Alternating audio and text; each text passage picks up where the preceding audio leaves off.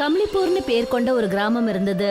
கம்லிப்பூர் கிராமத்தை சேர்ந்த ஜனங்க எப்பவும் ரொம்ப சந்தோஷத்தோட ஒவ்வொரு நொடி பொழுதையும் கழிச்சாங்க. அவங்களுடைய அந்த கிராமத்துல எந்த ஒரு பொருளுக்கும் எந்த ஒரு குறையும் இல்லாம இருந்தாங்க. ரொம்ப நாளா கிராமத்துல எந்த ஒரு நிகழ்ச்சியும் நடக்கவே இல்லை. நாம ஏதாவது ஒன்று பண்ணியே ஆகணும். அப்படி என்ன பண்றது? அப்பதானே ரோனக்கை இங்க கூப்பிட முடியும். அங்க பாரு, அங்க ரோனக் அண்ணன் வந்துட்டாரு. அவரு சின்ன வயசுல நகரத்துக்கு ஓடி போயிட்டாரு. போய் ரொம்ப பெரிய ஆள் ஆயிட்டாருன்னு நினைக்கிறேன். வா அங்க போய் பார்க்கலாம் அவர் எதுக்கு கிராமத்துக்கு வந்திருக்காரு. 2 பேரும் சேர்ந்து ரோனக் கிட்ட போனாங்க. அப்புறம் அவரை ரொம்ப மோசமான ஒரு நிலைமையில அவங்க பார்த்தாங்க. அவரோட கையில துணி மூட்டை கட்டி வச்சிருந்தாரு. கூட அவருடைய மனைவி, அப்புறம் 2 சின்ன சின்ன குழந்தைங்க. அவங்க 2 பேரும் ரொம்ப ஆச்சரியப்பட்டு ரோனக் கிட்ட கேட்டாங்க, நீங்க அதே ரோனக் தானே? சின்ன வயசுல இந்த கிராமத்தை விட்டுட்டு ஓடி போனவரு? ஆமா அண்ணன், நான் அவனே தான். சின்ன வயசுல கிராமத்தை விட்டு ஓடினது. நான் சின்ன வயசுல இருக்கும்போது என்னோட அம்மாலாம் உங்களை சொல்லி தான் எங்கள் எல்லாரையும் எப்பவும் திட்டிக்கிட்டே இருப்பாங்க. நீங்கள் தான் படிப்புலையும் விளையாட்டுலையும் சூப்பரு அப்படின்னு. ஆனால் இன்னைக்கு இந்த நிலைமை உங்களுக்கு எப்படி வந்தது? இதெல்லாம் பேசுறதுக்கு இது சரியான நேரம் இல்லை. என்னோட பசங்களும் மனைவியும் ரொம்ப நாளா பசியோட இருக்காங்க. நாங்க 400 கிலோமீட்டர் நகரத்துல இருந்து நடந்தே வந்துகிட்டு இருக்கோம். உங்களால முடிஞ்சா எங்களுக்கு 2 வேளை அரிசி கொடுங்க, நான் திரும்பவும் உங்களுக்கு கொடுத்துடுறேன். நீங்க உங்களோட பழைய வீட்டுக்கு போங்க. அப்புறம் சாப்பிட தேவையான பொருட்களுக்கெல்லாம் நீங்க எதுக்கும் கவலைப்படாதீங்க. நம்ம தலைவர்கிட்ட கேட்டுட்டு நான் உங்க வீட்டுக்கே எல்லாத்தையும் கொண்டு வந்து கொடுக்குறேன். உங்களுக்கு ரொம்ப ரொம்ப நன்றி பெரியண்ணே. ராணாக் அவங்க 2 பேர்கிட்டயும் பேசிட்டு தன்னோட பழைய வீட்டுக்கு பார்க்க போனா அது ரொம்பவே பழமையடைஞ்ச வீடா இருந்தது. அந்த இடத்துக்கு போயிட்டாங்க. என்னங்க, நாம நகரத்தை விட்டு எதுக்காக ஓடி வந்தோன்ற விஷயத்தை ஏன் அவங்க கிட்ட நீங்க சொல்லல? அப்புறம் இந்த கிராமத்து ஜனங்க நமக்கு எவ்வளவு நாளைக்கு தான் உதவி செய்வாங்க? நாம நமக்குன்னு ஏதாவது செஞ்சு தானங்க ஆகணும். நான் அவங்க கிட்ட என்ன சொல்றது? அது நகரத்துல கடன் அதிகமானதால அங்கிருந்து ஓடி வந்துட்டோன்னு சொல்ல முடியுமா? அப்படி சொன்னா நமக்கு கிடைக்கிற 2 வேளை அரிசியும் கிடைக்கவே கிடைக்காது. நீங்க சொல்றதும் சரிதாங்க. யார்கிட்டயும் நீங்க எதுவும் சொல்லாம இருக்கிறதாங்க நல்லது. மறுநாள் ரவுனக் என்ன பண்ணாருன்னா அந்த கிராமத்தை சேர்ந்த தலைவரை போய் பார்த்தாரு. அவருடைய விஷயங்கள் பத்தி எல்லாத்தையும் அவர்கிட்ட சொன்னாரு. நீ நகரத்துக்கு போறத பத்தி கவலைப்படாத. அதான் இங்க வந்துட்டல்ல, இங்கேயே உன்னோட வியாபாரத்தை ஆரம்பி. பாரு, கிராமத்து ஜனங்க சந்தோஷமா இருக்காங்க.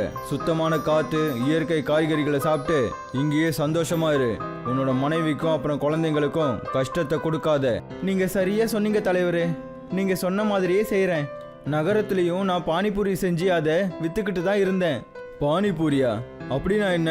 இந்த பேரை நான் முதல் தடவையா கேட்கறேனே. நான் கோல்கப்பையை பத்தி சொல்லிட்டு இருக்கேன். என்னோட மனைவி ரேணுகா கோல்கப்பே அருமையா செய்வா. அப்புறம் நான் சிட்டி தெருக்கல்ல ரிக்ஷா ஓட்டிக்கிட்டு இருந்தேன். இப்ப ரிக்ஷாக்கு என்ன அவசியம்? நீ ஒரு வேலை பண்ண, இங்கேயே கோல்கப்பையை செஞ்சு விற்க ஆரம்பி. அதனால உனக்கு கொஞ்சம் வருமானமும் கிடைக்க ஆரம்பிக்கும். அப்புறம் கிராமத்து ஜனங்களுக்கு கோல்கப்பையை சாப்பிட்ட நிம்மதியும் கிடைக்கும்.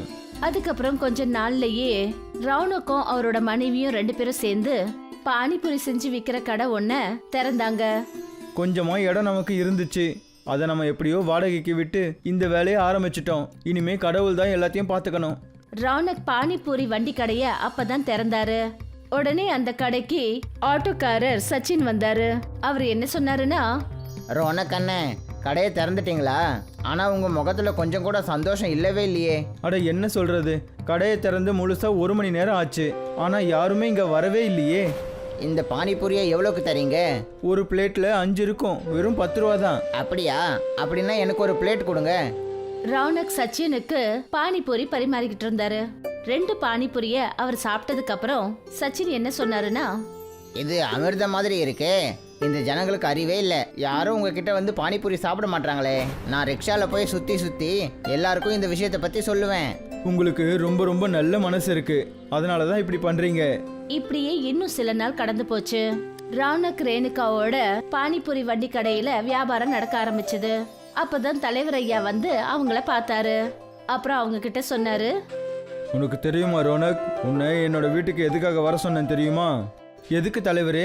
நானும் அதை பற்றி தான் யோசிச்சுட்டு இருக்கேன். உன்னோட பானிபூரி ரொம்ப ஃபேமஸ் ஆயிடுச்சு. எனக்கு நீ ரொம்ப அதிகமாக பானிபூரிகளை செய். அப்புறம் இன்னைக்கு அதை பக்கத்து கிராமங்களை எல்லாம் விற்று அப்புறம் மக்களுக்கு சாப்பிட கொடுத்து என் கூட வர பெரிய ஆளுங்களுக்கும் இதை அறிமுகப்படுத்து. நீங்கள் எங்கள் குடும்பத்துக்கு சரியான நேரத்தில் உதவி பண்ணுறீங்க. அதுவும் நான் நகரத்திலிருந்து கஷ்டப்பட்டு இங்கே வந்ததுக்கு அப்புறம் உங்களுக்காக நான் இதை கண்டிப்பாக செய்வேன். ஆனா நமக்கு பணம் எங்கிருந்துங்க வரும்? நாம இத்தனை பானிபூரியை எப்படிங்க செய்ய முடியும்?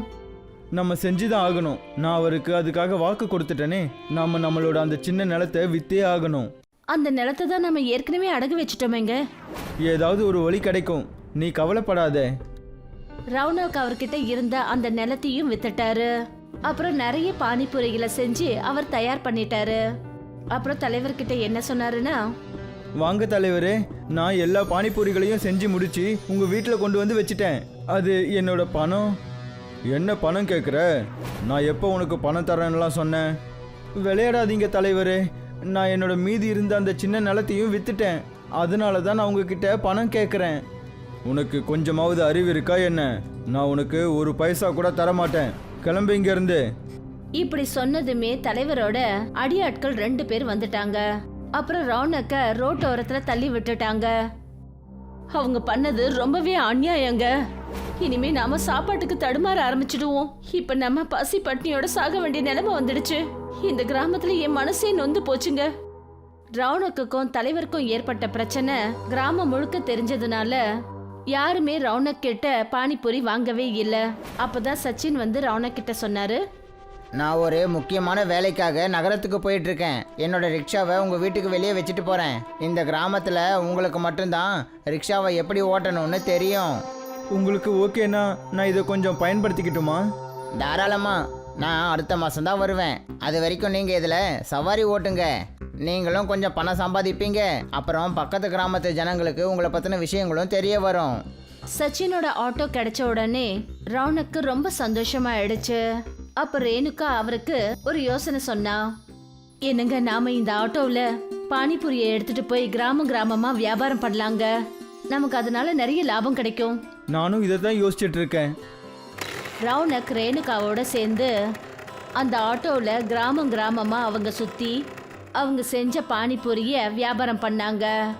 கொஞ்ச நாள்லயே ரவுனக்கும் ரேணுகாவும் 2 பேரும் ஆட்டோ பானிபூரிக்காரங்கன்ற பேர்ல பிரபலமாயிட்டாங்க. ஒரு வாரத்திலேயே நாம அடகு வச்சிருந்த நிலத்தை திருப்பிட்டோம். இதுக்கெல்லாம் காரணம் அந்த ஆட்டோக்காரர் தான். அவர் நமக்கு ஆட்டோ கொடுத்து உதவி செஞ்சிருக்காரு. நான் இன்னைக்கு ரொம்ப சந்தோஷமா இருக்கேன். நான் எப்பவும் கடனை பார்த்து பயந்து ஓடிட்டு இருந்தேன். ஆனா இன்னைக்கு எனக்கு உலகத்தையே ஜெயிச்ச மாதிரி இருக்கு. அதுக்குள்ள சச்சின் அந்த இடத்துக்கு ஒரு புது ஆட்டோ வாங்கிக்கிட்டு வந்துட்டாரு. அப்பதான் ரவுனக் என்ன சொன்னாருன்னா, அட சூப்பர் அண்ணன், புது ரிக்ஷா. இது எதுக்காக? என்னோட பழைய ரிக்ஷாவை நான் விற்கிறதுக்காக யோசிச்சுட்டு இருக்கேன். நான் இப்போ கிராமத்து ஜனங்களை கிராமங்களில் விடுறதுக்கு பதிலாக கிராமத்து ஜனங்களை நகரத்துக்கு கூட்டிகிட்டு போகலான்னு யோசிச்சுட்டு இருந்தேன். நீங்க தப்பா நினைக்கலன்னா உங்களோட அந்த பழைய ரிக்ஷாவை எனக்கு விற்பீங்களா? இதெல்லாம் கேட்கணுமா என்ன? நீங்களே எடுத்துக்கோங்க.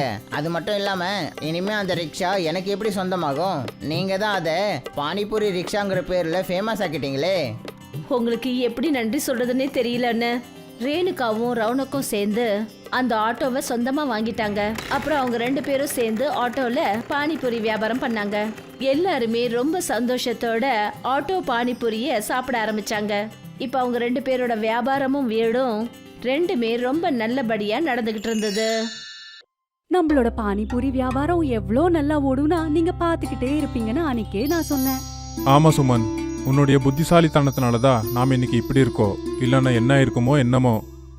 இந்த விஷயம் எப்ப நடந்ததுன்னா, சோனு அப்புறம் சுமனுங்கிற கணவன் மனைவி ராம்நகருங்கிற ஊர்ல ஒரு வீட்ல வாழ்ந்துட்டு இருந்தாங்க. சோனு ஃபேக்டரியில வேலை செஞ்சுட்டு இருந்தாரு. அப்புறம் சுமன் காலையிலேயே லஞ்ச் பேக் பண்ணி சோனுக்கு கொடுத்துட்டு இருப்பா. சோனு ஒரு நல்ல உழைப்பாளி. டேய், நீ ஏன்டா இவ்வளோ உழைக்கிற? நீ என்ன இந்த கம்பெனியை உன் கம்பெனின்னு நினைக்கிறியா? அண்ணி உனக்கு சமைச்சு செஞ்சு கொடுத்து அனுப்பியிருக்காங்க. அந்த சாப்பாடை அப்படியே வச்சிருக்க. போய் முதல்ல சாப்பிடு. எனக்கு ரொம்ப பசிக்குது. சொல்லு, இன்னைக்கு என்ன எடுத்துட்டு வந்திருக்க? எனக்கு பசிக்கிறத விட உனக்கு தான் முதல்ல பசிக்குது போல. அட இப்போ தானே இருடா வர. டேய், லஞ்ச் டைம் வந்துட்டா முதல்ல சாப்பிட்டுறணும். எனக்கு ரொம்ப பசிக்குதுடா. எனக்கு அண்ணியோட சமையலை சாப்பிட்டு தான் ஆகணும். சரி சரிடா, கொடுக்குற. கை காலை கழுவிட்டு வர. சோனு அப்புறம் ஆகாஷ் கையை கழுவிக்கிட்டு லஞ்ச் சாப்பிட ஆரம்பிச்சிட்டாங்க. அப்புறம் 2 பேரும் அவங்களோட சாப்பாட்டை ஷேர் பண்ணிட்டு இருப்பாங்க. அப்புறம் 2 பேரும் வேலை செய்ய ஆரம்பிச்சிடுவாங்க. சாயந்தரம் வேலை முடிஞ்சதுமே ஆகாஷ் கிட்ட சோனு இப்படி சொன்னா. அடே சோனு, இன்னைக்கு உனக்கு நாள் எப்படி இருந்துச்சு? ஒன்றும் இல்லைடா, எப்பயும் போலதா. அப்படி ஸ்பெஷல் ஒன்றும் இல்லை. அட, என்ன ஸ்பெஷல்னு நான் இப்போ சொல்லட்டா? என்னாச்சு? நீ ஏன் இவ்வளோ டென்ஷனாக இருக்க? அது வந்து லஞ்ச் பண்ணதுக்கு அப்புறம் நான் பாஸோட கேபின் பக்கத்தில் போனேனா, அப்போ அங்கே கேட்ட. அட என்னடா கேட்ட நீ? பாஸ் ஏதாவது உனக்கு கெடுதல் பண்ண போறாரா? அதான் டென்ஷனா இருக்கியா? அட எனக்கும் பாஸுக்கும் அது எப்போவுமே இருக்கும். ஆனால் நான் இன்னைக்கு என்ன கேட்டேன்னா, கம்பெனி நஷ்டத்தில் போய்கிட்டு இருக்காமா. அதனால ஃபேக்ட்ரியில் இருக்கிற எல்லாரையுமே வேலை விட்டு தூக்குறேன்னு சொல்லிக்கிட்டு இருந்தாங்க. இது நாளைக்கிலிருந்தே நடக்க போகுது பாரு. என்னடா சொல்ற? அப்படி பண்ணாங்கன்னு நாம என்ன பண்றது? அப்படியெல்லாம் நடக்கக்கூடாது. இந்த வேலை இல்லைன்னா சாப்பாட்டுக்கெல்லாம் என்ன பண்றது? நமக்கு இந்த வேலை விட்டா வேற வேலை தெரியாது. இதை விட்டு நாம் என்ன பண்ண போறோம்னு தெரியல. ஆமாண்டா, நான் அதை நினச்சி தான் கவலைப்படுறேன். ஆனால் என்ன பண்ணுறது? ஆகாஷ் அப்புறம் சோனு இப்படி கவலைப்பட்டுக்கிட்டே போயிட்டு இருந்தாங்க. சோனு ஆகாஷ் கிட்ட கொஞ்ச நேரம் தன்னோட வீட்ல இருக்க சொல்லி கேட்டான். அப்பதான் அந்த இடத்துக்கு ஆகாஷோட மனைவி பூஜாவும் வந்தா. அட பூஜா, நீ இங்கே என்ன பண்ணுற? நீங்க வரலாம், ஆனா நான் மட்டும் வரக்கூடாதா? சுமன் அண்ணி தான் கூப்பிட்டாங்க. அவங்க பானிபூரி செஞ்சுட்டு இருக்கேன், சாப்பிடவான்னு சொன்னாங்க. நல்லதா போச்சு, நீங்களும் இங்க தான் இருக்கீங்க. உங்க 2 பேருக்காகவும் பானிபூரி எடுத்துட்டு வரோம், இருங்க. பூஜாவும் சுமனும் ஆகாஷ் அப்புறம் சோனுக்காக பானிபூரிய எடுத்துட்டு வந்தாங்க. சுமன் சூப்பரா பானிபூரிய செய்வா. சுமன் செய்யற பானிபூரினா ஆகாஷ் அப்புறம் சோனுக்கு ரொம்பவே பிடிக்கும். அதனால சோனு அடிக்கடி சுமன் கிட்ட பானிபூரி செய்ய சொல்லி கேட்டுக்கிட்டே இருப்பான். அண்ணி, நீங்கள் சமைக்கிற சாப்பாடு நல்லா இருக்கும். அதுவும் இந்த பானிபூரி இன்னும் ரொம்ப நல்லா இருக்கு. இந்த பானிபூரியில் ஏதோ மந்திரம் இருக்கு. எவ்வளோ சாப்பிட்டாலும் சாப்பிடு சாப்பிடுன்னு சொல்லுது. அட ஆமா, அவன் சொல்றது உண்மைதான். நீ செய்யற பானிபூரி இருக்கே எவ்வளோ பெருசுனா, ஒரு தடவை வாயில போட்டாலே வயிறு ரொம்பிரும். உன் கையால செஞ்ச பானிபூரிய சாப்பிட்டா எங்க கஷ்டம் எல்லாம் மறந்து போயிடுது. கவலையா? என்ன கவலை? எந்த கவலைய பத்தி பேசிட்டு இருக்கீங்க நீங்க? எல்லாம் நல்லபடியா தானே இருக்கு. அடே சோனு, ஏன் அண்ணியை கஷ்டப்படுத்துற? அமைதியா இரு. இல்ல, எனக்கும் தெரியணும். அப்படி என்ன உங்க 2 பேரோட கவலை?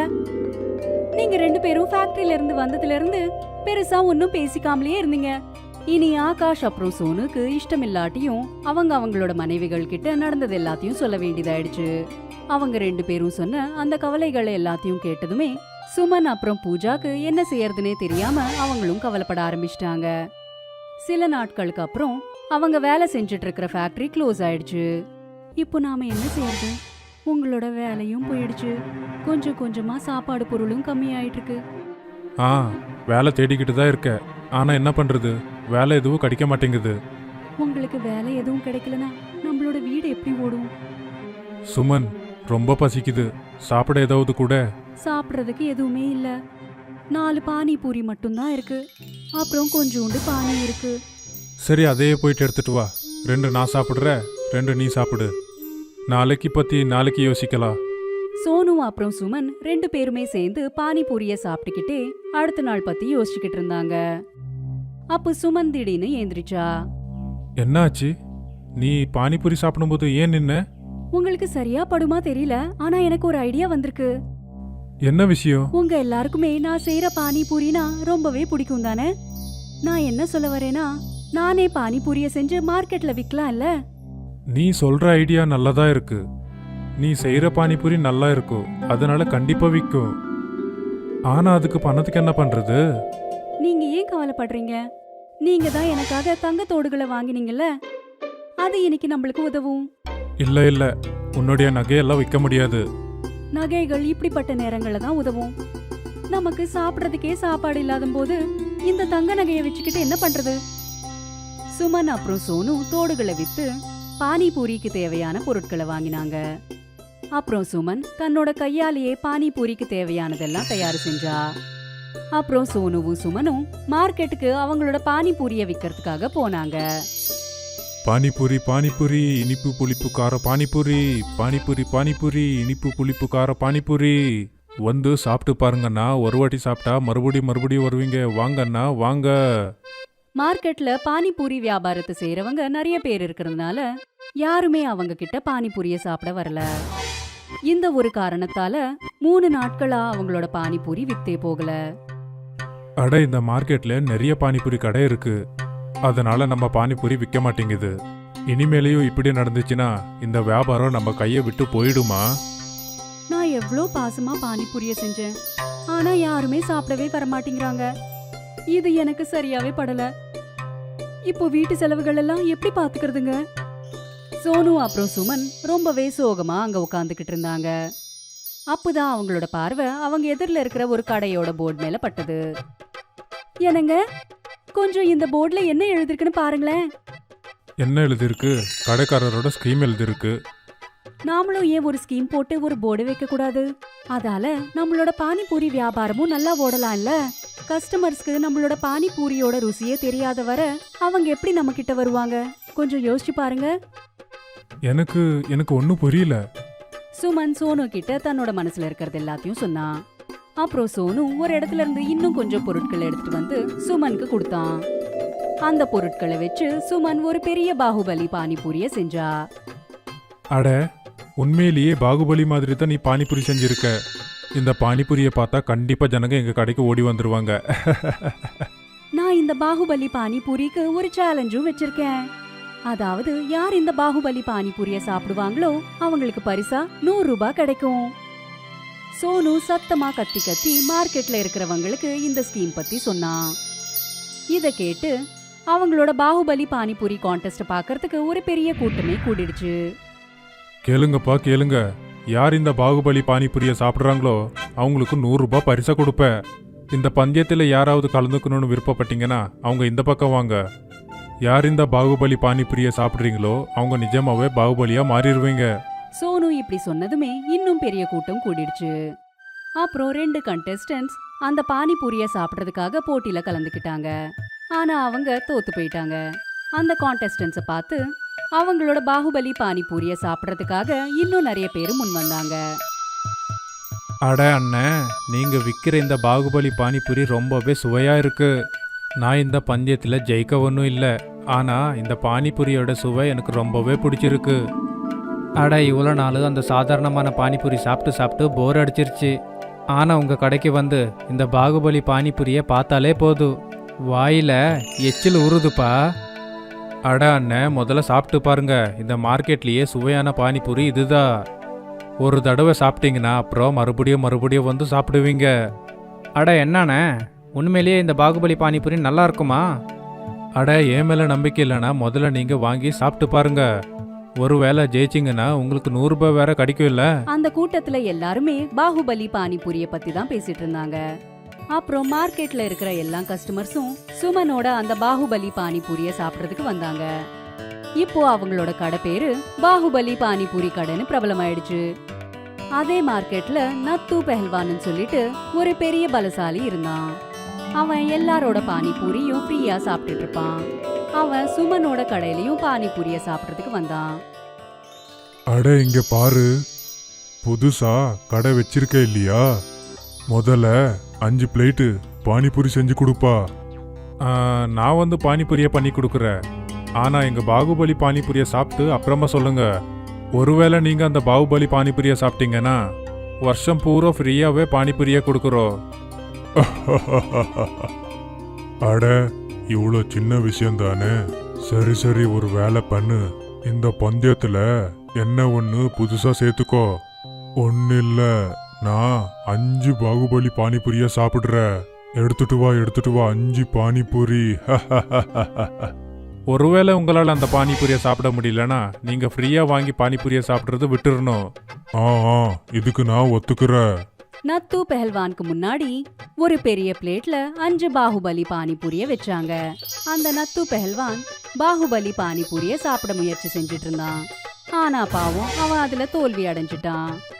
அப்புறம் அவன் தான் கொடுத்த வாக்குப்படி அப்பத்துல இருந்து ஃப்ரீயா பானிபூரிய சாப்பிட்றத நிறுத்திட்டான். அப்புறம் மார்க்கெட்ல இருக்கிறவங்க எல்லாருமே சோனுக்கு நன்றிய சொன்னாங்க. அப்புறம் அவனோட முயற்சியை பாராட்டினாங்க.